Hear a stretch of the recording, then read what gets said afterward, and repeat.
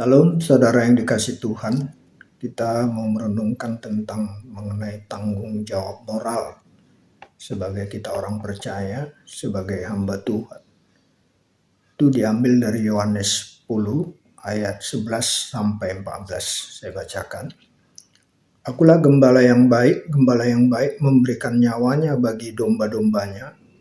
Sedangkan seorang upahan yang bukan gembala dan yang bukan pemilik domba-domba itu sendiri, ketika melihat serigala datang, meninggalkan domba-domba itu lalu lari sehingga serigala itu menerkam dan mencerai-beraikan domba-domba itu.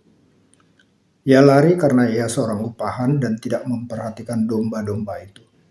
Ayat 14, akulah gembala yang baik dan aku mengenal domba-dombaku dan domba-dombaku mengenal aku. Yesus menyampaikan bahwa dia adalah gembala yang baik yang memberikan nyawanya bagi domba-dombanya. Ini adalah bentuk tanggung jawab moral, tanggung jawab sebagai Tuhan. Dan itu merupakan menjadi teladan. Para rasul itu boleh dikatakan hampir semua mereka mati dengan cara dibunuh, mati martir. Karena mereka menggembalakan dengan ketulusan hati, saudara. Dengan kebersihan hati. Mereka menjadi teladan. Mereka benar-benar menjaga domba-domba yang dipercayakan dengan ketulusan hati. Mereka punya harga diri, mempunyai wibawa, sangat bertanggung jawab dalam penggembalaan itu. Sedangkan seorang upahan yang bukan gembala dan yang bukan pemilik domba itu sendiri, melihat serigala datang, ia meninggalkan domba-domba itu. Tidak ada rasa tanggung jawabnya. Ia lari oleh karena bukan penggembala yang sebenarnya. Dia adalah penggembala upahan yang hanya memperhatikan kebutuhannya saja. Dia menerima upah. Saudara Petrus dan kawan-kawan di dalam penggembalaan yang diperintahkan Tuhan, itu kita dapat melihat mereka betul-betul sangat serius, saudara.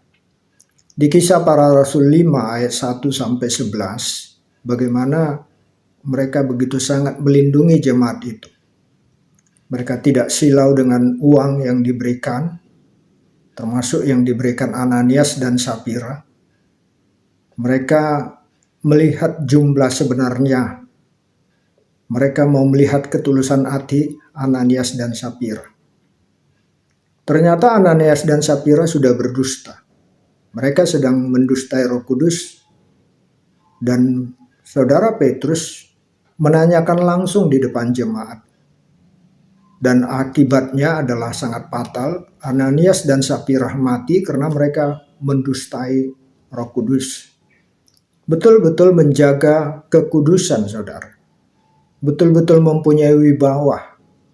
Mereka betul-betul sangat bertanggung jawab di dalam penggembalaan itu. Saudara Paulus sendiri, di dalam suratnya 2 Korintus 12 ayat 14, dikatakan di sana, sesungguhnya sekarang sudah untuk ketiga kalinya aku siap untuk mengunjungi kamu. Mengunjungi jemaat Korintus maksudnya. Dan aku tidak akan merupakan suatu beban bagi kamu. Jadi bukan merupakan beban. Hamba Tuhan itu bukan merupakan beban. Tetapi berusaha untuk bagaimana mengerjakan, menolong domba-domba itu. Orang-orang yang dilayani. Sebab bukan hartamu yang kucari. Bukan harta yang dicari saudara Paulus. Melainkan kamu sendiri, hatinya. Karena bukan anak-anak yang harus mengumpulkan harta untuk orang tuanya, melainkan orang tualah untuk anak-anaknya. Saudara Paulus ini pelayanannya sangat luas. Kita sangat mengetahuinya. Dan saya yakin banyak konglomerat ada di sana. Tapi dia tidak silau dengan semua itu. Karena dia murni bukan mencari harta, melainkan hati mereka sendiri. Saudara Ayub yang banyak hartanya, yang anak-anaknya mati dan hartanya semua habis. Ia ditindas oleh ketiga sahabatnya, Elipas dan teman-teman, termasuk istrinya yang mengatakan, kutukilah Tuhanmu supaya engkau mati. Sudah persoalan sangat berat, muncul lagi orang-orang yang menuduhnya sangat besar dosanya, sehingga terjadi hal demikian. Bukannya menghibur, tapi menyudutkannya lagi. Dia habis hartanya, habis anak-anaknya, muncul orang-orang yang sebagai yang kenal Tuhan yang menekannya. Tapi dia benar-benar bertanggung jawab moral, saudara. Dia tetap bertahan, dia tidak lawan. Dan akhirnya kita bisa lihat bagaimana Elipas dan kedua temannya dipermalukan oleh Tuhan. Tuhan katakan, doamu tidak berkenan, harus Ayub yang berdoa untukmu supaya murkaku tidak datang kepada kalian. Inilah tanggung jawab moral. Walaupun dia sudah mengalami keterpurukan yang demikian sangat berat, dihina, tapi dia tetap menjadi imam untuk saudara-saudaranya. Dia punya moral yang kuat. Dia tidak melawan perintah Tuhan itu. Dia taat. Dia mengasihi ketiga sahabatnya, termasuk istrinya. Di dalam Matius 15 ayat 21-28, bagaimana seorang wanita Kanaan, seorang ibu yang anaknya mengalami gangguan roh jahat, mempunyai tanggung jawab moral yang sangat kuat. Dia tidak mengenal Tuhan, tapi dia datang berseru kepada Tuhan. Walaupun Tuhan hanya melintas dengan para muridnya, tapi dia datang berteriak, banyak tantangan. Murid-murid melarangnya untuk berteriak, menyampaikan kepada Yesus untuk supaya diam, supaya dia bungkam. Tapi dia tetap datang. Sampai Tuhan mengatakan tidak patut memberikan roti kepada anjing. Tapi dia mengatakan dengan penuh hikmat, ya benar Tuhan. Karena dia merasa memang anjing, bukan bangsa Israel. Dia katakan tetapi anjing itu memakan remah-remah dari meja tuannya. Dan terjadilah mujizat. Karena itu adalah ujian dari Tuhan. Sehingga anaknya sembuh. Dan Tuhan memuji dia, hai ibu besar imanmu. Inilah tanggung jawab moral, saudara. Tanggung jawab seorang ibu terhadap anaknya. Tanggung jawab orang tua terhadap anaknya. Itu yang harus terjadi di dalam kehidupan kita. Mempunyai rasa tanggung jawab moral. Harga diri wibawah. Karena kita punya Tuhan yang sangat luar biasa. Tak ada yang mustahil baginya. Yang mati seperti Lazarus bisa hidup kembali.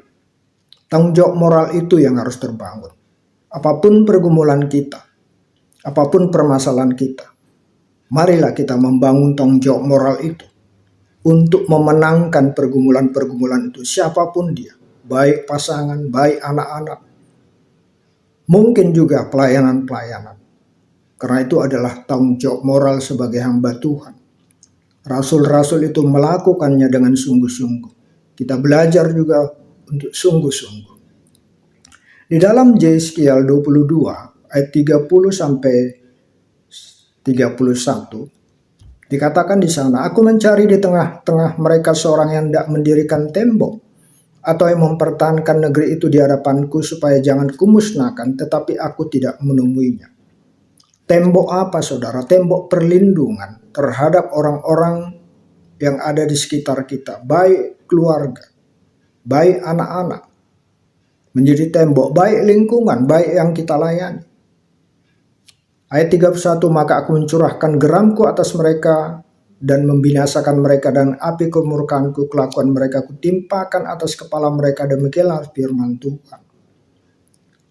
Kenapa terjadi dimusnahkan Tuhan? Karena tidak ada yang mendirikan tembok, mendirikan satu permohonan kepada Tuhan, menjadi imam, imamat yang rajani untuk memohon supaya jangan terjadi. Seperti yang dilakukan Abraham terhadap Sodom dan Gomorrah, walaupun akhirnya ditunggang balikkan Tuhan. Tuhan menginginkan seorang yang gigih mendirikan tembok, yang benar-benar hatinya tulus. Tidak melihat kekurangan orang lain, tidak mencari permusuhan, tidak mencari perbedaan-perbedaan. Ada orang yang mempunyai pergumulan yang sangat berat, tapi dia dipelintirkan oleh iblis untuk mencari perbedaan dengan teman-temannya sesama yang punya pergumulan. Itu tidak bisa, saudara. Harus mencari persamaan supaya persoalannya bisa selesai, bisa dimenangkan Tuhan, membuat mata rantai penyelesaian masalah. Tidak melihat lagi siapa yang salah, siapa yang benar, tapi melihat bagaimana jalan Tuhan untuk menyelesaikan masalah. Buatlah suatu mata rantai untuk berkabung sungguh-sungguh dalam penyelesaian masalah. Kami pernah bertemu dengan seorang wanita yang bisu dan tuli. Dia datang kepada kami, rindu dilayani, dan dia katakan, saya pernah dilayani oleh orang yang mengaku sebagai hamba Tuhan, dan dilakukan apa yang pernah dilakukan Yesus terhadap orang yang bisu dan tuli. Ternyata tidak sembuh. Dia tanyakan, kenapa saya tidak sembuh? Imanmu kurang. Yang disalahkan adalah wanita ini. Bagaimana dengan Lazarus yang sudah mati? Di mana kita mencari imannya lagi? Di mana kita bisa mengetahui apa masalahnya, apa dosanya? Tapi bagi Tuhan tidak ada yang mustahil. Kita perhatikan dari Markus 7 ayat 32 sampai 34. Di sana dikatakan, di situ orang membawa kepadanya seorang yang tuli dan yang gagap dan memohon kepadanya supaya meletakkan tangannya atas orang itu. Dan sesudah Yesus memisahkan dia dari orang banyak sehingga mereka sendirian, ia memasukkan jarinya ke telinga orang itu lalu ia meludah dan meraba lidah orang itu.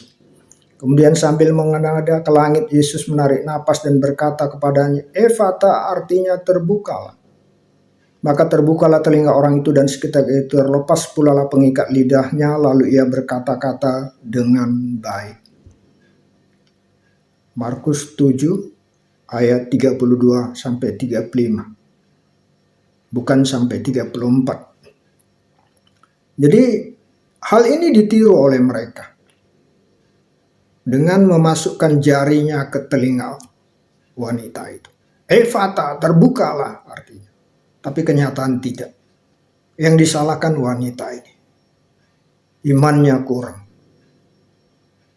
Kalau memang Tuhan sudah menyatakan terjadi mujizat, terjadi sembuh, diperintahkannya kepada kita seperti yang dilakukan saudara Petrus. Di gerbang bait suci bertemu dengan orang yang lumpuh, peminta-minta. Itu tercatat di Kisah Para Rasul. Emas dan perak tidak ada padaku, ketiga orang itu memintanya. Yang ada padaku adalah Yesus. Demi nama Yesus berdirilah. Dan itu terjadi, saudara. Kenapa? Karena memang Tuhan sudah berbicara kepada saudara Petrus bahwa orang itu akan dipulihkan Tuhan. Namanya hamba Tuhan, berarti Tuhan berbicara. Bisa aja Tuhan berbicara, aku tidak mau sembuhkan, aku mau panggil dia. Aku mau dia sungguh-sungguh mengenal aku dulu, baru ke depannya menjadi pulih. Banyak hal yang Tuhan mau inginkan dari orang-orang yang kita layani, dan itu akan Tuhan sampaikan. Inilah saudara yang harus terjadi dalam kehidupan kita, dalam kehidupan pelayanan, dalam rumah tangga. Ada tanggung jawab moral. Bagaimana kita menjadi imam di tengah-tengah keluarga. Bukan mencari perbedaan, bukan mencari perselisihan, tetapi mencari kebersamaan, mencari kesamaan, mencari penyelesaian, saudara. Harus fokus kepada penyelesaian, bukan fokus kepada pertikaian-pertikaian dalam rumah tangga. Mencari-cari kelemahan dari pasangan, melihat-lihat kelemahan kita tanpa sadar sudah diseret iblis untuk bukan datang kepada Tuhan, tapi permusuhan. Membenarkan diri. Banyak kasus hal demikian sehingga tidak lagi fokus bagaimana supaya Tuhan tolong persoalan hidupnya. Tuhan tolong permasalahannya. Iblis berhasil menggeser, mencari-cari kesalahan sesama mereka. Mengkambing hitamkan. Bukan datang kepada Tuhan. Seperti yang dilakukan ibu bangsa Kanaan yang mempunyai iman yang besar. Dia tidak memikirkan persoalan-persoalan perselisihan, kenakalan anaknya. mungkin ada hal-hal lain, sikap-sikap anaknya. Tidak, dia tidak ke sana. Dia tulus mengasihi anaknya, menerima kekurangannya kalaupun dia punya kesalahan. Itulah yang harus terjadi dalam kehidupan orang-orang percaya. Orang-orang yang mempunyai tanggung jawab moral. Bagaimana membawa kedamaian, bagaimana menyelesaikan masalah dalam kehidupan. Kita bangun semua untuk mempunyai tanggung jawab moral. Karena Tuhan yang kita sembah adalah Tuhan yang hidup. Tuhan yang maha dahsyat. Baginya tidak ada yang mustahil. Yang mati, Lazarus, sudah membusuk selama 4 hari. Dia bangkitkan kembali. Karena Tuhan kita adalah Yesus, Tuhan yang hidup. Kiranya ini menjadi berkat bagi kita semua. Salam, salam kasih persaudaraan.